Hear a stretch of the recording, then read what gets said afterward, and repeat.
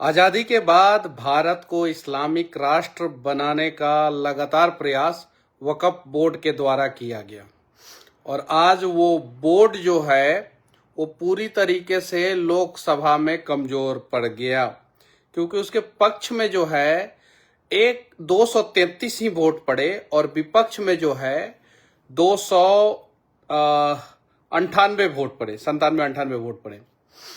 और इस वजह से जो है लोकसभा में भारी बहुमत से वक्फ बोर्ड संशोधन बिल जो है पास हो गया। कल जो है राज्यसभा में भी पास हो जाएगा।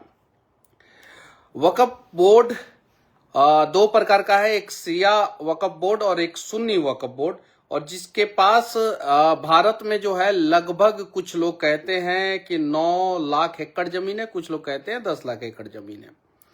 और ये बोर्ड इतना जमीन जो है पॉस एरिया में रखा है गलत तरीके से, अवैध तरीके से, कि इसके खिलाफ जो है मनमोहन सिंह की जब सरकार थी, कांग्रेस की जब सरकार थी, तो लालू प्रसाद यादव भी जो है इसके खिलाफ जो है लोकसभा में बोल चुके हैं। वो वीडियो जो है अभी खूब वायरल हो रहा है। उन्हीं के लाल तेजस्वी यादव जो है वक्फ बोर्ड संशोधन बिल का जो है विरोध कर रहे हैं।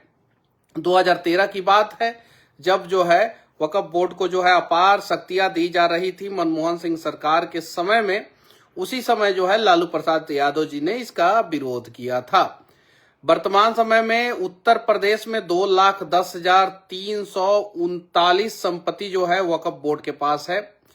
कुछ स्रोत जो है 1,99,701 संपत्ति भी बताते हैं। शिया बोर्ड के पास जो है वहां पे 15,386 संपत्ति है उत्तर प्रदेश में। अभी वर्तमान समय में सबसे ज्यादा संपत्ति जो है वक्फ बोर्ड का जो है उत्तर प्रदेश में। दूसरे नंबर पे आता है पश्चिम बंगाल।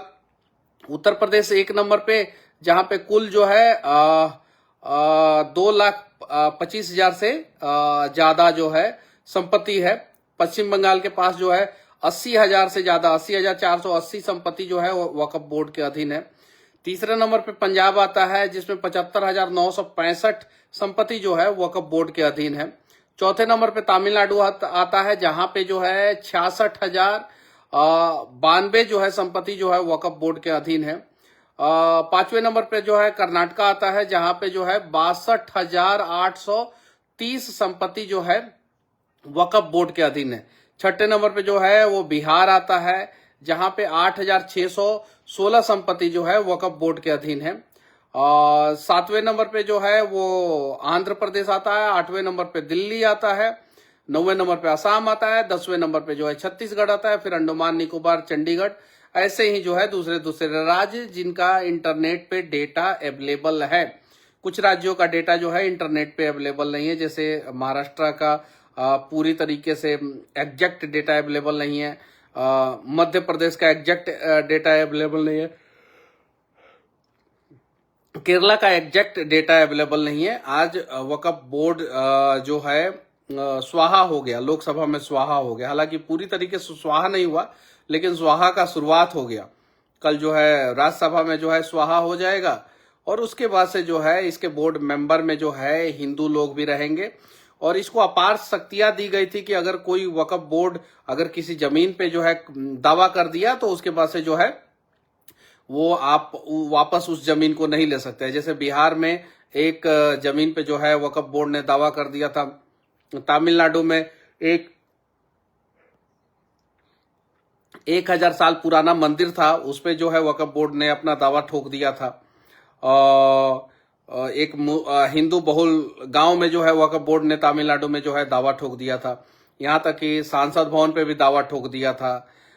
दिल्ली का जो एमसीडी है उस पे भी दावा ठोक दिया था। और इन सब चीजों से परेशान होकर जो है मनमोहन सिंह के सरकार में जो पाप हुआ था उसका प्रायश्चित जो है नरेंद्र मोदी जी की सरकार जो है 2025 में कर रही है और वक्फ बोर्ड को जो है सुधारने का प्रयास कर रही है। 18 मुस्लिम संगठन है, जिसमें से 14 मुस्लिम संगठन ने जो है वक्फ बोर्ड संशोधन बिल का समर्थन किया है। यहां तक कि जो निशिकांत दुबे जी आज लोकसभा में बोले थे कि जो ताज मानसिंह होटल है वो लगभग 150 करोड़ रुपया जो है सालाना जो है दिल्ली सरकार को देता है। 150 करोड़ रुपया सालाना। ताज मानसिंह होटल एनडीएमसी की प्रॉपर्टी है और 150 करोड़ रुपया देता है। एक इसी लेवल का 5 स्टार होटल है आईटीसी विंडसर, जो सिर्फ और सिर्फ 50,000 रुपया जो है वो पर मंथ जो है प्रॉपर्टी टैक्स के रूप में देता है और वक्फ बोर्ड को देता है और बेंगलुरु में स्थित है। और ताज मानसिंह होटल आप सभी को पता है, जो दिल्ली में ताज होटल है वो कितना टैक्स भरता है, तो 150 करोड़ रुपया सालाना जो है एनडीएमसी को देता है। 150 करोड़ रुपया सालाना एनडीएमसी को देता है। उसी प्रकार का 5 स्टार होटल जो है जो बेंगलुरु में है आईटीसी विंडसर, वो सिर्फ और सिर्फ 50,000 देता है और वो 150 करोड़ रुपया देता है। ये 50,000 देता है, 50 लाख भी नहीं, 50,000 रुपया देता है सिर्फ। और अपना व्यापार चलाता है आईटीसी विंडसर और सुअर खिलाता है लोगों को, ऐसा निशिकांत दुबे का कहना है। आईटीसी विंडसर जो है सुअर खिलाता है। आज तक का ये न्यूज है, आप देख सकते हैं आज तक का ये और निशिकांत दुबे जी ने कहा है। अब मुस्लिम संगठन भी जो है वो आगे आ रहा है और वो चाह रहा है कि इकोनॉमी था मनमोहन सिंह तुझे कुत्ता है। सरफराज खान जो है मदरसा छाप नालायक लड़का जो है यहाँ पे आके इकोनॉमी के बारे में कमेंट कर रहा है और उसको हिंदी इंग्लिश लिखने भी नहीं आ रहा है। अच्छा, इंग्लिश को हिंदी में लिखा है, अबे इकोनॉमी भाभया था मनमोहन सिंह तुझे ओकोत है। अरे सरफराज, पहले जाके पढ़ाई कर और नहीं तो आईटीसी विंडसर में जाके जो है नौकरी कर बर्तन धोने का। उसके बाद से जब सीख लेना तो आके यहाँ पे कमेंट करना। हम जो सदन में हुआ वो बात मैं कह रहा हूँ, यहाँ पे जो है बकचोदी करने से कोई फायदा नहीं है। सरफराज खान, सदन में जो है वक्फ संशोधन बिल पास हो गया भाई, यहाँ पे आके तुम कुछ भी करो, माथा लड़ाओ, पहाड़ से जाके जो है अपना माथा लड़ा लो, फोड़ लो, कोई फर्क नहीं पड़ता। सदन में जो है वो वक्फ संशोधन बिल पास हो गया। एक और चीज कमाल का हुआ, जब अखिलेश यादव ने कहा कि भारतीय जनता पार्टी अपना राष्ट्रीय अध्यक्ष नियुक्त नहीं कर पा रही है, तो अखिलेश यादव को पता होना चाहिए कि भारतीय जनता पार्टी के राष्ट्रीय अध्यक्ष वर्तमान समय में जेपी नड्डा जी है और नियुक्ति का प्रक्रिया होता है।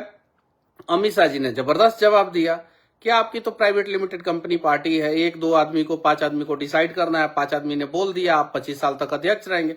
यहाँ पे जो है दुनिया की सबसे बड़ी पार्टी है, 12-13 करोड़ लोगों का बात सुनना पड़ता है और फिर वहां से डिसाइड होता है कि किसे जो है अध्यक्ष बनाना है, तो यहाँ पे थोड़ा समय लगता है।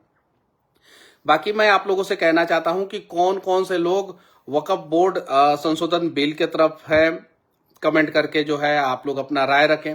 कौन कौन से लोग चाहते हैं कि वक्फ बोर्ड संशोधन बिल नहीं आना चाहिए था। लोकसभा में ये पास हो चुका है, कल राज्यसभा में पास हो जाएगा। 224 बहुमत के लिए 222 चाहिए। 224 का आंकड़ा जो है बीजेपी के पास है। 222 से भी ज्यादा 2 राज्यसभा सदस्य जो है भारतीय जनता पार्टी के पास है और कल जो है वहां से भी पास हो जाएगा। बाकी शिवसेना हो या ममता बनर्जी की पार्टी हो या लालू जी के सुपुत्र तेजस्वी जी के पार्टी हो, इससे कोई फर्क नहीं पड़ता है। ये लोग विरोध करते रहेंगे, विरोध सड़कों पे करे या सदन में करे। वक्फ संशोधन बिल पास हो चुका है और पास हो चुका है मतलब कि लोकसभा में पास हो चुका है, कल राज्यसभा में भी पास हो जाएगा और उसके बाद से जो है जो वक्फ बोर्ड की जो मनमानी होती थी वो मनमानी जो है वो खत्म हो जाएगी। उसके बाद से देखिए सबसे बड़ी बात है कि वक्फ बोर्ड जो है सबसे ज्यादा दलित और पिछड़े समाज के लोगों के संपत्ति पे कब्जा करता है, क्योंकि उसे पता है कि दबे कुचले लोगों की संपत्ति पे जो है आसानी से कब्जा किया जा सकता है। बिहार में ऐसा ही हुआ, तमिलनाडु में भी ऐसा ही हुआ और पिछले 20-25 साल का अगर इतिहास उठा के देख लीजिएगा तो आपको पता चलेगा कि 80% जमीन जो है वक्फ बोर्ड ने जो कब्जा किया है 20-25 साल में, वो दलित समाज का और पिछड़े समाज के लोगों का जमीन ही ज्यादातर कब्जा किया है, क्योंकि उसको आसानी पड़ता है। जहां दलितों का गांव है वहां पे अगर जमीन सरकार की कुछ है, खेल ग्राउंड बनाने वाली जमीन है या गैर मजरुआ जमीन है, जिसको गैर मजरुआ भी जमीन कहते हैं हम, वो सारी जमीन है तो उस पे जो है आसानी से वक्फ बोर्ड दावा कर देता है, वहां पे जो है कब्रिस्तान बना देता है या मस्जिद बना देता है या कुछ ऐसा चीजें। ऐसी अनेकों घटनाएं जो है इंटरनेट पे अवेलेबल है, गूगल पे जब आप जाके सर्च मारेंगे तो फिर पता चलेगा। तो जो दलितों के नेता हैं, जो पिछड़े समाज के नेता हैं, उन्हें तो इसके वक्फ बोर्ड के खिलाफ जो है आवाज उठाना चाहिए, उन्हें खुल के आवाज उठाना चाहिए। और लालू प्रसाद यादव जी ने आवाज उठाया था 2013 में, खुल के जम के आवाज उठाया था। लेकिन वोट बैंक की राजनीति भी तो करनी है, तो उनके बेटा जो है वर्तमान समय में वोट बैंक की राजनीति कर रहे हैं। बाकी लालू जी का वीडियो जो है सदन में जो उन्होंने भाषण दिया था, वो वीडियो जो है इंटरनेट पर मौजूद है। राजद के जितने भी कार्यकर्ता हैं वो जाके देख सकते हैं, जाके आप लोग देख सकते हैं कि लालू जी ने वक्फ बोर्ड के बारे में क्या बोला था उस समय, और किस प्रकार से डकबंगला चौराहा पे वक्फ बोर्ड ने जो है पॉस एरिया में जो है अनेकों प्रॉपर्टी कब्जा करके रखा है। वक्फ बोर्ड के अंडर से जो है वो प्रॉपर्टी जो है रिलीज होना चाहिए, और वहां पे जो है एक यूनिवर्सिटी बन जाना चाहिए, एक कॉलेज बन जाना चाहिए, एक हॉस्पिटल बन जाना चाहिए। लेकिन वक्फ बोर्ड को जो है वहां से हटा देना चाहिए, उस प्रॉपर्टी को बिहार सरकार को अपने अंडर में लेना चाहिए। बाकी वक्फ बोर्ड संशोधन बिल के बारे में आप लोग क्या सोचते हैं? क्या इस प्रकार का बोर्ड जो है रहना चाहिए या नहीं रहना चाहिए, या पूरी तरीके से इसे खारिज कर देना चाहिए? कमेंट करके जरूर बताएं। मिलते हैं अगले वीडियो में, तब तक के लिए आप लोगों को ढेर सारी शुभकामनाएं, शुभ रात्रि। और छठ महापर्व जो है कल से शुरू हो रहा है, उसकी भी ढेर सारी शुभकामनाएं और बधाइयां आप लोगों को।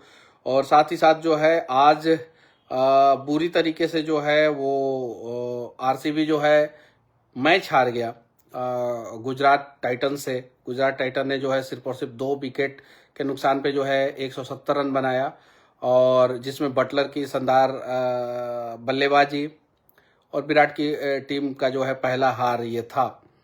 बाकी इधर वक्फ बोर्ड संशोधन बिल भी जो है लोकसभा में पास हो गया, और कल छठ है, छठ के अवसर पे जो है राज्यसभा में पास हो जाएगा और एक कानून बन जाएगा। और उसके बाद से जो है वक्फ बोर्ड जो है किसी गरीब के साथ जो है मनमानी नहीं कर पाएगा। बाकी बस कुछ लोग का कमेंट पढ़ लेता हूं। मैं समय हूं, सीधी बात, जो वक्फ बोर्ड का समर्थन कर रहा है उसे देश विरोधी और हिंदू विरोधी हो नहीं सकता है। वैसे सभी गद्दारों को सबक सिखाया जाए। सीधी बात, मैं समय हूं लिख रहे हैं। निरंजन शाह यूट्यूब चैनल और पेज को मोबाइल से सब्सक्राइब करते रहें। बहुत बढ़िया निरंजन, चलिए ठीक है। और सरफराज खान जो है अपनी बहन को गाली दे रहे हैं, देखिए कितना बढ़िया गाली दे रहे हैं अपनी बहन को सरफराज खान।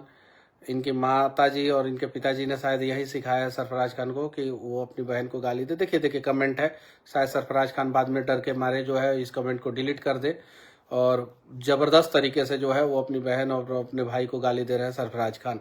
चलिए ठीक है, मदरसा में शायद से आप जिस मदरसा में पढ़े हैं उसमें शायद से सरफराज जी यही आपको सिखाया गया हो। बाकी मैं तो यही कहूंगा कि अल्लाह आपको सद्बुद्धि दे, और आप जो है किसी को बेवजह सोशल मीडिया पे आके गाली ना दे सरफराज जी।